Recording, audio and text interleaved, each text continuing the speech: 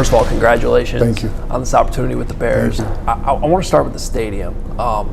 One of the cool things the Vikings did when you were there was give us media members tours of the stadium when we would come as visiting media.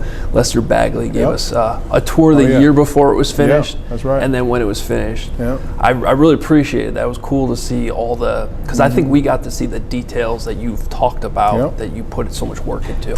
So when you look back on it, I guess, what were those details that you're most proud of that stadium that might be on your wish list for what you might do with the Bears? I would probably say that we listen to all of our different constituents. We listen to our players.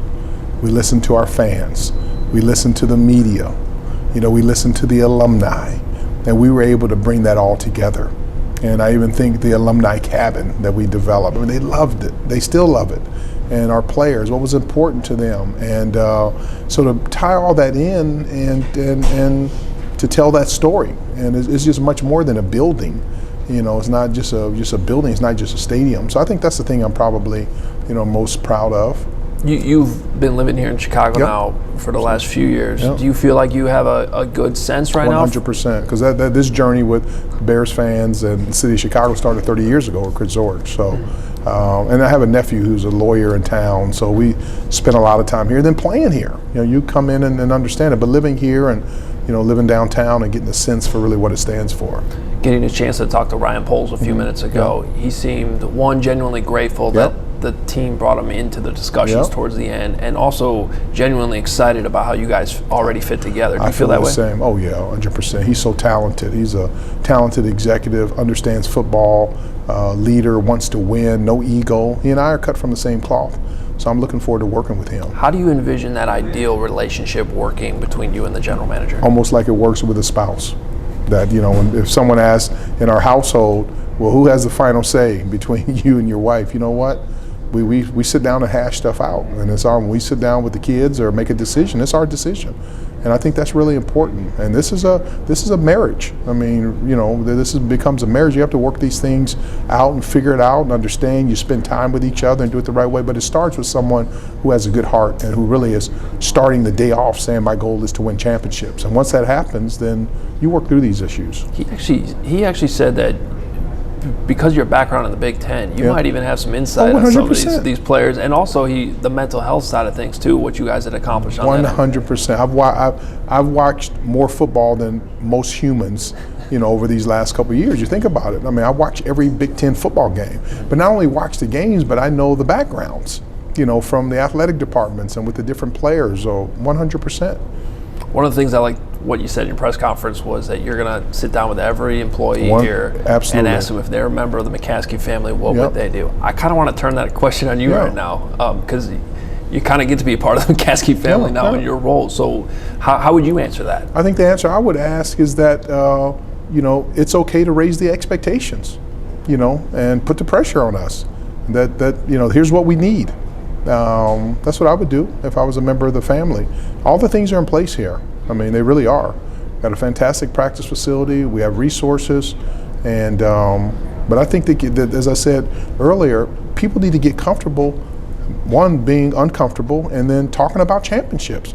Because when you talk about championships, then you have to be about it, and you have to put in the work. So instead of wanting a trophy, then you got to really want the training that comes along with the trophy. So that's the thing I would say. You helped put the practice facility together in Minnesota. That's in place here. Do you feel like that gives you a head start already? 100%. This is a fabulous building. This is a great building. A few little, tweaks here, every once in a while. But this building, to have this is a phenomenal practice facility. You also talked about how when you build a house, you start in the basement. In a lot of ways, that's what's happened here the past year on the football side. That's why I'm here. With Ryan Poles and Matt Eberflus. How do you feel about what's that basement looking like so that you can start building the first and second floors? It's good, because the thing that I judge is going to that Eagles game late in the year is that just the energy of the players. And they played hard. They ran to the ball. Just the energy. And you can tell that. So when you see a team that only has 3 wins, that plays to the last snap, that's always exciting as you go forward. And then you start infiltrating the organization with more talented individuals, whether it's in the draft or free agency, and start talking about it. And I mean, you think about it. They learned a new offensive scheme, defensive scheme, and it was the first year that Ryan and Mac worked together. So we're going to be in good shape. I know when you were with the Vikings, they never had the number 1 pick, but did they ever have this type of cap flexibility that the Bears have now? Never. But when I was at the Rams, we had the number 1 pick my first year there. We took Orlando Pace, and so we did have that. Awesome. And then with the quarterback, Justin Fields, you talked a little bit about your relationship with him. It stood out to me that you had the opportunity to call him on draft night too. Yeah. Just what stands out to you most about him as a quarterback? His competitiveness, his toughness, his intelligence, his desire to win, his leadership. He's a champion. So he's someone you can feel like leaders. He's a leader. He's not fooling around. I mean, he's here to win. There's a lot of people in the NFL like the accoutrements that come along with being in the NFL. Then there are a lot of people who like football. He likes football. Well, and you mentioned how you saw all those football games at the Big Ten level. So saw every one of his games. So you know how he could throw the ball. I saw every one of his games. Like I said, there are not many individuals who have watched as much football, because I kept up watching NFL football too. But you think about all the games that I've watched over the last couple of years. Kevin, appreciate it. I appreciate you. Congratulations. Yeah, thank you.